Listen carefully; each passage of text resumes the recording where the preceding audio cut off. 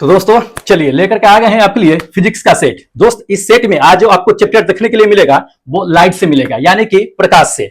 दोस्त जैसा कि आपको पता है कि यहाँ पे जो अभी चल रही है वो PYQs यानी कि प्रीवियस ईयर्स के क्वेश्चन चल रहे हैं, वो भी चैप्टर वाइज। ठीक है, तो दोस्त इस लाइट में जितने भी क्वेश्चन डाले गए हैं काफी सिलेक्टेड है, जो टेक्नीशियन ग्रेड 3 के लिए काफी महत्वपूर्ण है। इसलिए जो लोग टेक्नीशियन ग्रेड 3 की एग्जाम देने वाले हैं दोस्त वीडियो को शुरू से अंत तक के देखिएगा, क्योंकि आप लोगों के लिए ये वीडियो है। काफी सिलेक्टेड क्वेश्चन लेकर के आए हैं एग्जाम में। इसमें जो क्वेश्चन डाले गए हैं दोस्त आने की संभावना बहुत ज्यादा है, इसलिए बिल्कुल मिस मत कीजिएगा, शुरू से अंत तक के देखते रहिएगा।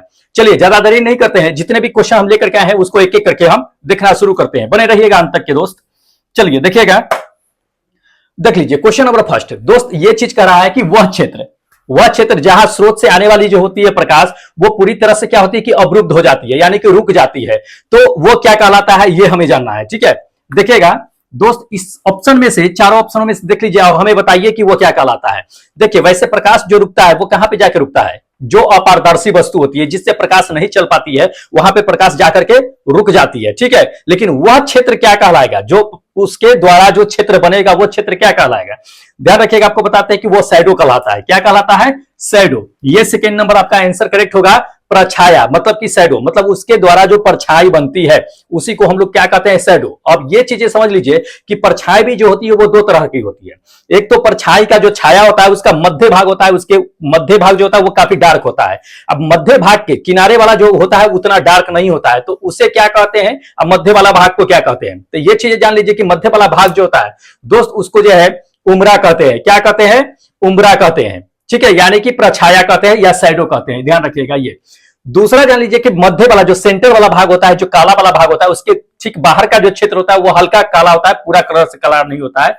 वो भाग जो होता है वो पेन उम्रा कहलाता है। पेन उम्रा मतलब उपछाया कहिए उसको। ठीक है, तो ये आपका सेकेंड नंबर, फर्स्ट नंबर जो उम्रा कहते हैं पेन उम्रा, वो आपका होगा। ठीक है, जो बाहरी वाला भाग होता है। तो छाया आप देखे होइएगा, इससे पता लगा लीजिएगा कि कौन पेन उम्रा है और कौन उम्रा है।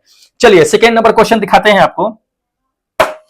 देख लीजिए सेकेंड नंबर क्वेश्चन में दोस्त ये चीजें कह रहा है कि वह सामग्री जिससे क्या होता है कि रोशनी यानी कि लाइट जो होती है वो पारित होती है, मतलब आर पार जा सकती है, वो क्या कहलाता है। तो लाइट जो होती है वो किसके आर पार जाती है दोस्त? ट्रांसपेरेंट जो होती है उसी से, यानी पारदर्शी वस्तु जो होती है उसी से क्या होती है कि लाइट जो है पूर्ण रूप से आर पार आती जाती है। ठीक है, एनटीपीसी के एग्जाम में दोस्त क्वेश्चन पूछे जा चुके हैं, तो उसको हम लोग क्या कहेंगे, जिससे लाइट आर पार जा सकता है, मतलब रोशनी जो है पारित हो सकता है, उसको ट्रांसपेरेंट मतलब कि पारदर्शी वस्तु कहेंगे। ठीक है, ये सेकेंड नंबर, थर्ड नंबर आपका आंसर क्या होगा कि बिल्कुल करेक्ट होगा, ट्रांसपेरेंट। जिससे जो है जान लीजिए कि आर पार वस्तु प्रकाश नहीं जाती है उसको अपारदर्शी कहते हैं। जिससे आंशिक रूप से प्रकाश निकलती है, जाती है, जो पूर्ण रूप से प्रकाश जाती नहीं है तो उसको जान लीजिए कि ट्रांसलूसेंट कहते हैं। ये आपका फर्स्ट नंबर। ठीक है, तो इसको ध्यान में रखिएगा, इंपॉर्टेंट है। चलिए अगला क्वेश्चन देखिएगा, देख लीजिए अगला नंबर। ये क्वेश्चन कहा जा रहा है कि टिंडल प्रभाव प्रकाश के डैश से संबंधित है। तो टिंडल प्रभाव जो है प्रकाश के किससे संबंधित है ये हमें बताना है। ठीक है, एनटीपीसी के एग्जाम में पूछा जा चुका है। देख लीजिए टिंडल प्रभाव इसमें से किससे संबंधित है ये हमें बताना है। आपको हम बता देते हैं करेक्ट आंसर दोस्त। ये सेकेंड नंबर मतलब प्रकीर्णन से, स्कैटरिंग। टिंडल प्रभाव जो है किससे संबंधित है? स्कैटरिंग से है। स्कैटरिंग प्रकीर्णन कहने का क्या मतलब होता है कि जब कोई प्रकाश किरण जो होती है जब किसी कण पे पड़ती है तो वहां से पड़ने के बाद या कहीं भी पड़ने के बाद प्रकाश जब चारों ओर छितरा जाती है, फैल जाती है, उसको हम क्या कहते हैं? स्कैटरिंग कहते हैं। और टिंडल प्रभाव कुछ इसी तरह का होता है, जब आप किसी बीकर में या क्या कीजिएगा कि बोतल में पानी रख करके उस पर टॉर्च उर्च मारिएगा तो क्या होता है कि उसमें जो कोलाइडिक कण होते हैं उस पर प्रकाश जब पड़ता है तो कोलाइडिक कण से प्रकाश क्या होता है कि चारों ओर फैल जाता है, स्कैटरिंग हो जाता है, प्रकीर्णित हो जाता है। उसी को हम लोग क्या कहते हैं कि टिंडल इफेक्ट कहते हैं। ठीक है, तो इसको ध्यान में रखिएगा, जॉन टिंडल के नाम पे इसको रखा गया है। ये हम आपको पिछले क्लास में भी बता दिए थे। तो ये आपका खैर जो है सेकेंड नंबर आंसर करेक्ट होगा कि वो टिंडल प्रभाव किससे संबंधित है? प्रकाश के प्रकीर्णन से संबंधित है। चलिए अगला नंबर देख लीजिए। अगला नंबर ये क्वेश्चन कहता है कि निर्वात में प्रकाश का वेग जो है कितना होता है। बहुत अच्छा क्वेश्चन है और बच्चों वाली क्वेश्चन है, लेकिन कई बार ये क्वेश्चन जो है दोस्त पूछा भी जा चुका है कि प्रकाश का चाल जो है निर्वात में कितना होता है। तो अच्छी तरह से जानते हैं प्रकाश का चाल। वैसे जान लीजिए कि हर माध्यम में अलग अलग होता है। निर्वात में सबसे ज्यादा प्रकाश की चाल मानी जाती है, सबसे कम जो है ठोस में होता है। ठोस में 9 के बराबर ही होता है प्रकाश की चाल। ध्वनि इसका ठीक उल्टा होता है, ध्वनि निर्वात में चलता ही नहीं है, जबकि प्रकाश निर्वात में अच्छा सबसे ज्यादा चलती है, तेज। ठीक है, ध्वनि जो होता है निर्वात में नहीं चलती है। ध्वनि को चलने के लिए किसी न किसी माध्यम की जरूरत होता है। ठोस में सबसे ध्वनि जो है सबसे तेज चलती है। तो इसको ध्यान में रखिएगा। प्रकाश का वेग जो होता है कितना होता है दोस्त, ये फर्स्ट नंबर 3 × 10⁸ मीटर पर सेकेंड होता है। इसको याद रखिएगा, इंपॉर्टेंट है, कई बार जो है पूछा भी जा चुका है। चलिए अगला नंबर देख लीजिए। अगला नंबर ये क्वेश्चन कहता है कि प्रकाश डैश में संचरित होती है, तो प्रकाश जो संचरित होती है वो किस डायरेक्शन में संचरित होती है, ये हमें जानना है। ठीक है, तो पहला नंबर देख लीजिए। पहला तो कह रहा है कि क्षैतिज रेखा में होता है, बिल्कुल नहीं। प्रकाश जब भी चलती है वो सीधी रेखा में चलती है। क्या? सीधी रेखा में चलती है, स्ट्रेट लाइन में चलती है, ध्यान रखिएगा। ये आपका क्या होगा कि फोर्थ नंबर आंसर करेक्ट होगा। प्रकाश को चलने के लिए किसी भी माध्यम की जरूरत नहीं पड़ती है। प्रकाश जो होता है वो जान लीजिए कि इलेक्ट्रोमैग्नेटिक लाइट वेव होता है। ठीक है, इलेक्ट्रोमैग्नेटिक वेव वही होता है जिसे चलने के लिए किसी भी माध्यम की आवश्यकता नहीं होती है, बल्कि वो निर्वात में भी चल सकती है। तो प्रकाश भी वही है जो चलने के लिए किसी भी माध्यम की आवश्यकता नहीं होती है, निर्वात में सबसे तेज चलती है। तो इसको ध्यान में रखिएगा, इंपॉर्टेंट है, एनटीपीसी के एग्जाम में पूछा जा चुका है। चलिए अगला देखिएगा क्वेश्चन। अगला नंबर देख लीजिए। अगला नंबर ये क्वेश्चन कहा जा रहा है कि प्रकाश का क्वांटम सिद्धांत जो है वो किसके द्वारा जो है प्रतिपादित किया गया था। ठीक है, तो क्वांटम सिद्धांत आपको पता ही है कि किसके द्वारा किया गया था, प्लांक्स के द्वारा। किसके द्वारा? प्लांक्स के द्वारा। ये आपका सेकेंड नंबर आंसर क्या होगा कि बिल्कुल करेक्ट होगा, प्लांक्स के द्वारा। प्लांक्स के अकॉर्डिंग जो है क्या होता है आपका, ये क्वांटम ऊर्जा क्या होता है, ई बराबर जो होता है दोस्त H × V होता है, जिसमें H को क्या कहते हैं हम लोग, प्लांक्स कांस्टेंट कहते हैं। इसको याद रखिएगा, इंपॉर्टेंट है। ठीक है, चलिए अगला क्वेश्चन आपको दिखा देते हैं, देख लीजिए। अगला नंबर ये क्वेश्चन कहा जा रहा है कि प्रकाश क्या है कि एक अनुप्रस्थ तरंग है। प्रकाश क्या है? एक अनुप्रस्थ तरंग है। इसको साबित करने के लिए जो है एकमात्र घटना इसमें से कौन सा है जो ये साबित करता है कि प्रकाश एक अनुप्रस्थ तरंग है। ठीक है, इंपॉर्टेंट है, आपको बता देते हैं करेक्ट आंसर। या दूसरे तरीका से क्वेश्चन भी ये पूछा जाता है कि कौन सी घटना जो है प्रकाश के अनुप्रस्थ तरंग को प्रूफ करती है या साबित करती है, तो इसी तरह से मिलता है। तो आपको बताते हैं, तो देख लीजिए, ये ध्रुवन जो पोलराइजेशन जो होता है, यही एक ऐसी घटना है जो प्रकाश को अनुप्रस्थ तरंग होने की पुष्टि करता है। अब ये चीजें जान लीजिएगा कि ध्वनि जो होता है, ध्वनि अनुधर्ज तरंग होता है, ना कि अनुप्रस्थ तरंग होता है। कभी कभी ये भी क्वेश्चन जो पूछ देता है कि ध्वनि किस तरह की तरंगे होती है, तो ध्वनि जो होती है एक अनुधर्ज तरंग होती है। अब ध्वनि जो है जान लीजिए कि ध्वनि पोलराइजेशन को नहीं दिखाता है, जबकि प्रकाश पोलराइजेशन को दिखाता है, ध्रुवन को दिखाता है। ध्रुवन ही इस चीज को सिद्ध करता है कि प्रकाश क्या है कि एक अनुप्रस्थ तरंग है। ठीक है, तो इसको ध्यान में रखिएगा, पूछ देता है कभी कभी ये क्वेश्चन कि निम्नलिखित में से कौन जो है ध्रुवन को नहीं दिखाता है, तो ध्वनि ध्रुवन को नहीं दिखाएगा। बाकी जो है जान लीजिए कि प्रकाश हो गया, चाहे जितने भी इलेक्ट्रोमैग्नेटिक वेव होते हैं वो ध्रुवन को दिखाते हैं। ठीक है, इसको ध्यान में रखिएगा, इंपॉर्टेंट है। चलिए अगला देख लीजिए दोस्त। अगला नंबर ये क्वेश्चन कहा जाता है कि ऐसी वस्तु जो क्या करती है, खुद प्रकाश उत्पन्न नहीं करती है, उसे क्या कहा जाता है। तो अच्छा क्वेश्चन है, ये भी जो है ग्रुप डी के एग्जाम में पूछा जा चुका है। तो जो भी वस्तु अपने खुद का जो है प्रकाश उत्पन्न नहीं करता है, बल्कि दूसरे से लेकर के जो है चमकना शुरू करता है, दूसरे के प्रकाश से प्रकाशित होता है, उसको हम क्या कहेंगे। तो देख लीजिए, आपको हम करेक्ट आंसर बताते हैं कि वो अपारदर्शी वस्तु होती है। क्या होती है?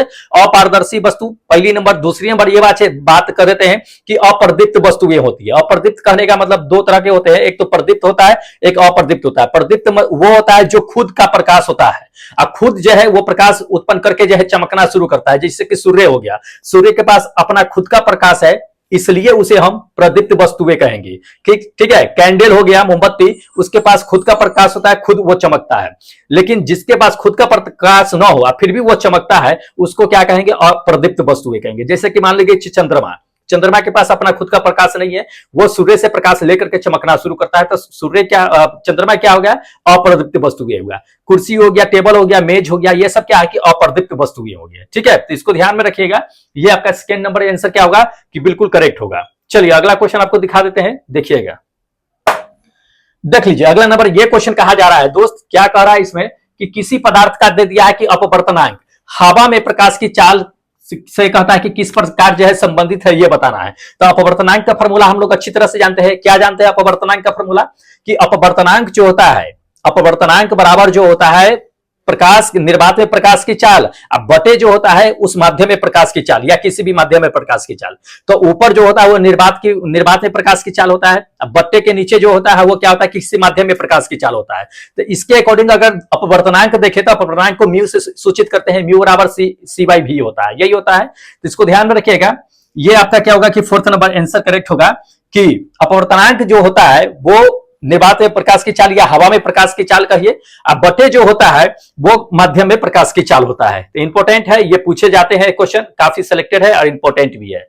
चलिए अगला नंबर क्वेश्चन देख लीजिए दोस्त। अगला नंबर ये कहा जा रहा है कि वस्तुएं जो क्या करती है कि अपनी रोशनी जो है स्वयं उत्पादित करती है, उसे क्या कहते हैं। तो इससे पहले आपको बता दिए हैं कि जो वस्तु खुद का जो है प्रकाश होता है, जिसमें खुद का प्रकाश होता है, खुद उत्पन्न करके चमकता है, उसको क्या कहते हैं, प्रदीप्त वस्तुएं कहते हैं। अब प्रदीप्त वस्तुओं को ही हम लोग जो है दोस्त जान लीजिए कि चमकदार वस्तु कहते हैं। क्या कहते हैं, चमकदार। ये आपका थर्ड नंबर आंसर करेक्ट होगा। और जिसमें खुद का प्रकाश नहीं होता है वो आपको बता दिया है कि अप्रदीप्त वस्तुएं होते हैं। ठीक है, चलिए अगला क्वेश्चन दिखा देते हैं। देख लीजिए अगला नंबर ये क्वेश्चन कहता है कि हमें घास का रंग जो होता है वो हरा दिखता है, ऐसा क्यों होता है। घास जो है हमें क्या होना चाहिए कि रेड भी दिखना चाहिए या किसी अदर कलर का भी दिखना चाहिए, लेकिन घास ऐसा नहीं होता है। घास जनरली अगर देखा जाए तो हरा ही हमें दिखता है। ऐसा क्या कारण है जिसके कारण घास हमें हरा दिखता है। देखिए इसका सबसे बड़ी कारण है कि कोई भी वस्तु आपको जिस कलर की दिख रही है उस कलर का वह क्या करता है कि प्रकाश को रिफ्लेक्ट करता है, परावर्तित करता है, जिसकी वजह से हम उस कलर को देख पाते हैं। अगर हम किसी को लाल देख रहे हैं तो यह समझ लीजिए कि वो वस्तु लाल रंग को रिफ्लेक्ट कर रहा है, बाकी सारे रंग को क्या कर रहा है कि ऑब्जर्व कर रहा है, अवशोषित करके रख रहा है। लेकिन लाल को क्या कर रहा है कि रिफ्लेक्ट कर रहा है, परावर्तित कर रहा है, इसलिए हम उसके क्या करते हैं कि लाल देखते हैं।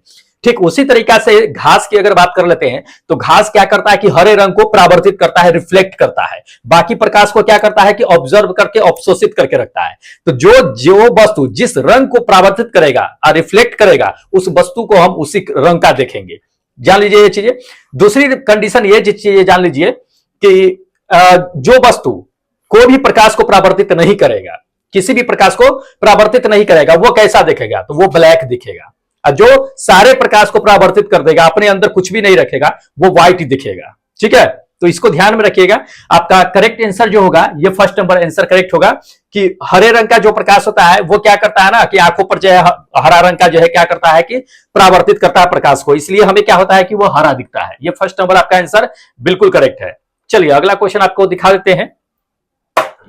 देख लीजिए अगला नंबर ये क्वेश्चन कहता है सूरज की रोशनी में क्या आता है, सूरज की रोशनी में हरे रंग को अगर देखिएगा तो आपको हरा ही दिखेगा। ठीक है, अब उसी को अगर लाल रोशनी में ले जाइए तो आपको वो क्या दिखेगा कि काला दिखना शुरू कर देगा। तो इसका कारण क्या होता है, क्यों ऐसा दिखता है, यही इसमें हमको क्या करना है कि देखना है। देखिए इसमें आपको करेक्ट आंसर आपको बताते हैं कि क्या है क्या नहीं है। पहले तो ये चीजें जान लीजिए कि सूरज के रोशनी में जो हरा अगर वस्तु को दिखेगा तो हरा इसलिए दिखता है क्योंकि वह सभी रंग को अपने अंदर ऑब्जर्व करके रखता है और हरा रंग को रिफ्लेक्ट करता है हमारी आंखों पर, इसलिए हरा वो दिखता है। लेकिन उसी को हम क्या करते हैं कि लाल रंग के रोशनी में ले जाकर के रख देते हैं तो हमें क्या होता है कि वह काला दिखाई देता है। क्यों दिखाई देता है काला, क्योंकि वो जो क्या करता है ना कि अपने से वो किसी भी वस्तु को रिफ्लेक्ट नहीं करता है, बल्कि लाल रंग के साथ साथ जितने भी कलर होते हैं उसको अपने अंदर अवशोषित करके रख लेते हैं, इसलिए वह क्या होता है कि ब्लैक हमें दिखता है। या दूसरे तरीका से ये भी क्वेश्चन पूछे जाते हैं कि मान लीजिए कि हरा रंग में अगर जो है आप लाल रंग मिला देते हैं तो कौन सा कलर बनता है, तो काला कलर बनता है। इसको ध्यान में रखिएगा, ब्लैक कलर बनता है। ठीक है,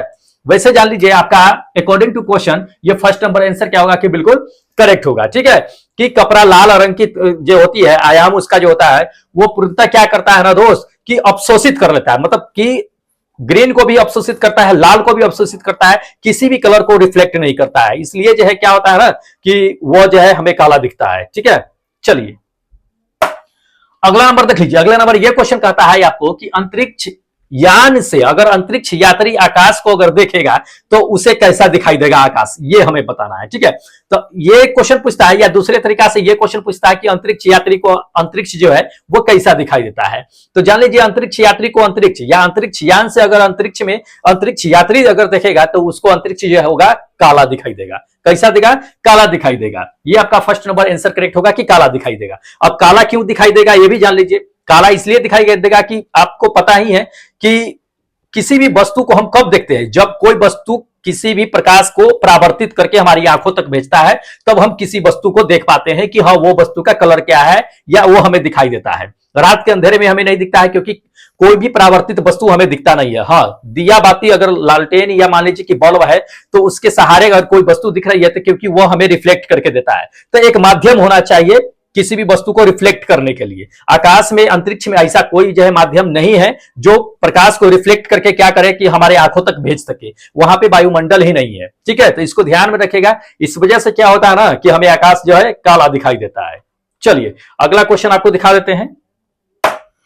अगला नंबर देख लीजिए। अगला नंबर ये क्वेश्चन कहता है दोस्त कि गली के क्या होता है कि पीले लाइट जो होते हैं, स्ट्रीट लाइट जिसको बोलते हैं, उसमें कहता है कि किसका प्रयोग किया जाता है। इन चारों ऑप्शनों को बताना है कि किसका उपयोग किया जाता है। स्ट्रीट लाइट जो होता है सो यू आकार का होता है, देखते हुए गली के चारों ओर जो है लगे रहते हैं, किनारे किनारे स्ट्रीट लाइट या बीच में भी लगे होते हैं, यू आकार का होता है। तो उसमें जो होता है, इसमें से किसका उपयोग किया जाता है ये हमें जानना है। देखिए करेक्ट आंसर आपको बताते हैं कि सोडियम का इस्तेमाल करते हैं। किसका? सोडियम का। ये फोर्थ नंबर आपका आंसर करेक्ट होगा, सोडियम का। एनटीपीसी के एग्जाम में पूछे जा चुके हैं, इंपॉर्टेंट है। चलिए अगला देखिएगा क्वेश्चन। अगला नंबर देख लीजिए। अगला नंबर ये क्वेश्चन कहता है कि किसी माध्यम में प्रकाश को परावर्तित करता है करने की क्षमता जो होती है वो किसके द्वारा जो है व्यक्त की जाती है। बहुत अच्छा क्वेश्चन है। कोई भी अगर माध्यम में प्रकाश अगर परावर्तित होती है तो परावर्तित करने की जो क्षमता होती है वो किसके द्वारा व्यक्त की जाती है ये हमें जानना है। बहुत अच्छा क्वेश्चन है। देख लीजिए इन चारों में से ऑप्शन बताना है कि किसके द्वारा जो है व्यक्त किया जाता है। देखिए आपको करेक्ट आंसर बता देते हैं दोस्त, ये प्रकाश का घनत्व होगा, मतलब कि लाइट डेंसिटी होगा। ठीक है, इसको ध्यान रखिएगा। अब ये चीजें समझिए कि लाइट डेंसिटी आखिर होता क्या है। देखिए डेंसिटी मतलब घनत्व तो समझते होइएगा। डेंसिटी का मतलब अब देखिए आपको बताते हैं कि जैसे लाइट है, लाइट में डेंसिटी क्या काम करता है। घनत्व के वजह से क्या होता है ना कि कोई वस्तु हल्का या भारी महसूस होता है, यही चीज ना होता है।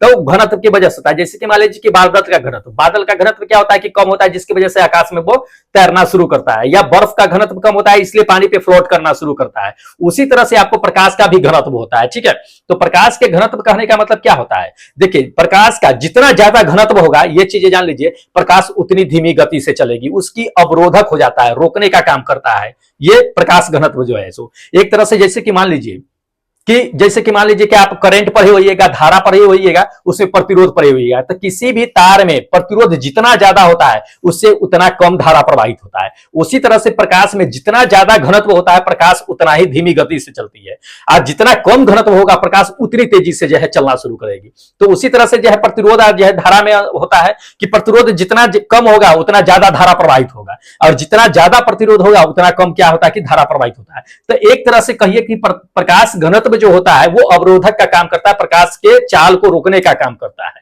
ठीक है, तो इसको ध्यान में रखिएगा, इंपॉर्टेंट है, पूछे जाते हैं सवाल। चलिए अगला क्वेश्चन आपको दिखा देते हैं। देख लीजिए अगला नंबर ये क्वेश्चन कहता है कि जब प्रकाश क्या करता है ना कि विरलन माध्यम से संघनन माध्यम में प्रवेश करता है तब क्या होता है। देखिए बहुत अच्छा क्वेश्चन है।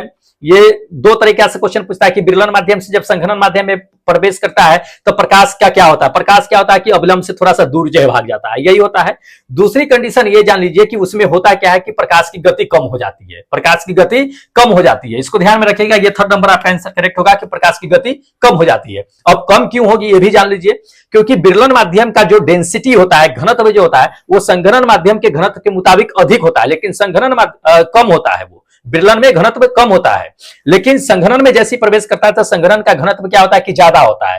तो संघनन में जैसे प्रकाश प्रवेश करेगी तो संघनन का घनत्व ज्यादा है, वहां पे क्या होगा, प्रकाश की चाल कम हो जाती है। तो इसको ध्यान में रखिएगा, विरलन में घनत्व कम होता है जबकि संघनन में क्या होता है कि घनत्व अधिक होता है, इसलिए संघनन में प्रकाश की चाल जो है कम हो जाती है। ठीक है, इंपॉर्टेंट है। चलिए अगला नंबर देख लीजिए। अगला नंबर ये क्वेश्चन कहा जा रहा है आपको कि प्रकाश की उपस्थिति में आपको कहा जा रहा है कि किसी माध्यम का दे दिया है प्रकाश की किसी माध्यम में प्रकाश की चाल दे दिया है। कितना दे दिया है तो दोस्त दे दिया है आपको 1.5 दे दिया है, 1.5 मीटर प्रति सेकेंड दे दिया है।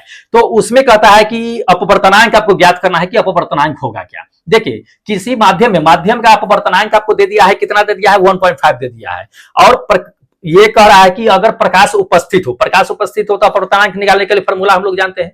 अपवर्तनांक निकालने के लिए फॉर्मूला क्या होता है कि किसी माध्यम में प्रकाश की चाल बटे जो है क्या होता है कि उस माध्यम में प्रकाश की चाल। तो इसमें प्रकाश की चाल कितना होता है आपको पता है कि निर्वात में प्रकाश की चाल कितना होता है 3 × 10⁸ मीटर पर सेकेंड होता है। रख दीजिए इसको 3 × 10⁸ मीटर पर सेकेंड स्क्वायर। और उसके बाद जो है माध्यम में प्रकाश की चाल कितना दे दिया है तो 1.5 दे दिया। 1.5 रखिए, उसको डिवाइड कीजिएगा तो 2 मरतबे कट जाएगा। 1.5 से 3 कितना 2 मरतबे कटेगा तो 2.0 × 10⁻, जो आपका कितना होगा 8 मीटर पर सेकेंड। मतलब ऑप्शन के अकॉर्डिंग अगर देखा जाए तो ये सेकेंड नंबर आपका आंसर करेक्ट होगा 2.0 × 10⁸ मीटर पर सेकेंड। ठीक है, तो ये आपका करेक्ट आंसर होगा। अपवर्तनांक निकालने के लिए भी आता है, ध्यान रखिएगा। चलिए अगला नंबर देख लीजिए दोस्त। अगला नंबर ये क्वेश्चन कहता है कि प्रकाश का वेग जो है सर्वप्रथम किसने ज्ञात किया था। देख लीजिए इन चारों ऑप्शनों में से बताना है कि सबसे पहले प्रकाश का वेग किसने ज्ञात किया था। बहुत अच्छा क्वेश्चन है, हम लोग अच्छी तरह से जानते हैं कि किसने ज्ञात किया था, एनटीपीसी के एग्जाम में पूछ दिया है। तो प्रकाश का वेग जो है इन चारों में से दोस्त ये रोमर साहब ने, किसने, रोमर साहब ने क्या किया था कि सबसे पहले प्रकाश की चाल को ज्ञात कर लिया था, प्रकाश का वेग ज्ञात किया था। ठीक है, अब ये चीजें जान लीजिए कि प्रकाश की वेग आखिर जो है रोमर साहब ने सबसे पहले कैसे ज्ञात किया था। तो रोमर साहब, जैसे कि आप मान लीजिए कि पृथ्वी है, पृथ्वी का जो है उपग्रह कौन सा है, चंद्रमा है। उसी तरह से बृहस्पति का उपग्रह जो है आप जान लीजिए कि आयो है। कौन है, आयो जो था। तो उसके वजह से क्या है, जैसे कि अपना चंद्र ग्रहण, सूर्य ग्रहण होता है, चंद्रमा जब बीच में आती है तो क्या हो जाता है, सूर्य ग्रहण लगता है। उसी तरह से बृहस्पति का जो अपना उपग्रह जो आयो है वो बीच में आया, उसके बाद जो है ग्रहण लगा, तो उसकी प्रकाश की जो स्पीड थी वो सबसे पहले रोमर साहब ने ही उसको ज्ञात किया था 1676 ईस्वी में। ठीक है, उसके ग्रहण लगने के बाद। ठीक है, ग्रहण जब लगा बुध और सूर्य के बीच, उसके अपने उपग्रह के कारण, तो उसमें उन्होंने देखा कि प्रकाश जो है क्या है कि तीव्र गति से आ रही है, धीमी गति से आ रही है। तो उसके अनुसार उन्होंने ये चीजें बता दिया कि प्रकाश की चाल जो होते हैं वो अनियमित नहीं होती है, बल्कि उसको ज्ञात किया जा सकता है। और उन्होंने ही सबसे पहले जो है बता दिया कि प्रकाश की चाल जो होती है वो कितना होती है, 3 पॉइंट इंटू 10⁸ मीटर प्रति सेकेंड स्क्वायर नहीं होती है। उन्होंने ये नहीं बताया था, बल्कि ये चीजें बताया था कि प्रकाश की जो चाल होती है वो 2,20,000 किलोमीटर प्रति सेकेंड होती है। मतलब अगर देखा जाए तो 2.2 इंटू 10⁸ मीटर पर सेकेंड होती है। ये उन्होंने बताया था। लेकिन इनके डेथ कर जाने के बाद लगभग 2 दशक यानी 20 साल के बाद कहिए 1729 ईस्वी में एक और नए वैज्ञानिक आ गए, नए वैज्ञानिक आ गए। और उसके बाद जो उन्होंने इस पर रिसर्च की रोमर साहब के बारे में। अब फिर उन्होंने बताया कि नहीं, प्रकाश की चाल जो होती है वो 2.2 इंटू 10⁸ मीटर पर सेकेंड नहीं होती है, बल्कि 3 इंटू 10⁸ मीटर पर सेकेंड होती है। और उस बात को पुष्टि की। लेकिन उनका वैज्ञानिक का जो सेकेंड वैज्ञानिक आए थे उनका नाम न देकर के रोमर साहब का नाम था, क्योंकि रोमर साहब ने ही सबसे पहले खोज किया था। जो खोज किया उसी का नाम दिया जाता है, न कि जो आके सुधार किया उसका नाम दिया जाता है। चलिए, हाँ देख लीजिए दोस्त, अगला नंबर ये क्वेश्चन कहा जा रहा है आपको कि माध्यम के तापमान में अगर कहता है कि वृद्धि के साथ जो है प्रकाश की गति क्या होती है। देखिए, माध्यम की वृद्धि, प्रकाश टेम्परेचर पर कोई इफेक्ट नहीं पड़ता है। टेम्परेचर बढ़े घटे उससे कोई मतलब नहीं रहता है। प्रकाश की चाल जो रहती है वही चाल रहती है, उसमें कोई बदलाव नहीं होता है। 3 पॉइंट इंटू 10⁸ मीटर पर सेकेंड है प्रकाश की चाल, वही रहेगी चाहे टेम्परेचर बढ़े या घटे। ठीक है, वैसा ही रहता है। यह आपका फर्स्ट नंबर आंसर क्या होगा कि बिल्कुल करेक्ट होगा। चलिए अगला क्वेश्चन आपको दिखा देते हैं। देख लीजिए, अगला नंबर ये क्वेश्चन कहा जा रहा है दोस्त कि चंद्रमा से कहता है कि पृथ्वी तक जो प्रकाश होती है वो आने में लगभग कितना वक्त लगता है। तो देख लीजिए, चंद्रमा से पृथ्वी तक के जो है प्रकाश को आने में लगभग जो होता है 1.3 सेकेंड का वक्त लगता है। कितना, 1.3 सेकेंड का वक्त लगता है। ये फर्स्ट नंबर का आंसर करेक्ट होगा। ठीक है, लेकिन इसमें दो तरह से क्वेश्चन पूछा जाता है। एक तो क्वेश्चन ये पूछा जाता है कि मान लीजिए चंद्रमा जो है पृथ्वी से अगर सबसे दूर जगह पर स्थित है, सबसे दूर हो, तब जो है प्रकाश को आने में कितना वक्त लगेगा। तो ये चीजें जान लीजिए, जब चंद्रमा पृथ्वी से सबसे अधिक दूरी पर हो तब उस समय प्रकाश को आने में जो लगता है वक्त वो लगता है 1.34 सेकेंड। 1.34 सेकेंड। और दूसरा क्वेश्चन ये पूछा जाता है कि चंद्रमा अगर पृथ्वी के सबसे करीब हो तब प्रकाश को आने में कितना वक्त लगता है। तो जब चंद्रमा पृथ्वी के सबसे करीब होगा तब उसको प्रकाश को आने में 1.23 का वक्त लगता है। ठीक है, तो इसको ध्यान में रखिएगा, इंपॉर्टेंट है। चलिए अगला दिखाते हैं क्वेश्चन। अच्छा चलिए, तो दोस्त इतना क्वेश्चन आपके लिए सिलेक्टेड था, लेकिन प्रकाश से अभी और क्वेश्चन बचे हुए हैं, तो उसको भी हम क्या करेंगे कि अगले सेट में आपको दिखा देंगे। तो अगले सेट के लिए क्या कीजिएगा कि चैनल सब्सक्राइब कर लीजिएगा, बेल आइकन को ऑन कर लीजिएगा, ताकि अगला सेट जो प्रकाश का है उसका हम लेकर के आएंगे आप तक जो है नोटिफिकेशन पहुंच जाएगा। ठीक है, तो फटाफट क्या कीजिए कि दोस्त चैनल सब्सक्राइब कर लीजिए, और जो लोग पहले से चैनल सब्सक्राइब कर रखे हैं दोस्त फटाफट लाइक कीजिए, अपने दोस्तों में शेयर कर दीजिए। और जिन लोगों को दोस्त टेस्ट देना है आप फटाफट जाकर के इस एप्लीकेशन को डाउनलोड कर लीजिएगा ERCB सर के नाम से प्ले स्टोर से। और इसी पे क्या होता है कि टेक्नीशियन ग्रेड 3 के लिए फ्री में टेस्ट होता है, कोई पैसा नहीं लगेगा। फटाफट इसको जाकर के इंस्टॉल कर लीजिएगा अपने फोन में। ठीक है, अगर किसी तरह की अगर समस्या होगी टेस्ट देने में तो नंबर यहां पे दिया हुआ है, यही पे हेल्पलाइन नंबर पे क्या कीजिएगा कि कॉल कर लीजिएगा, आपको हम बता देंगे कि कैसे टेस्ट होता है कैसे नहीं होता है। तो आज रात 11 बजे तक के एक्टिव है, जाकर के दे लीजिएगा। फिर अगले दिन जो है 7 बजे शाम से एक नया टेस्ट का जो है शुरुआत हो जाएगा, तो देर मत कीजिए, टाइम कम है, खूब जाकर के सेट लगाइए, टेस्ट दीजिए। चलिए अब हमें क्या कीजिए कि दोस्त इजाजत दीजिए, क्योंकि फिर अगले दिन आपके लिए एक नया सेट एक नया वीडियो लेकर के आएंगे। तब तक जय हिंद दोस्तों।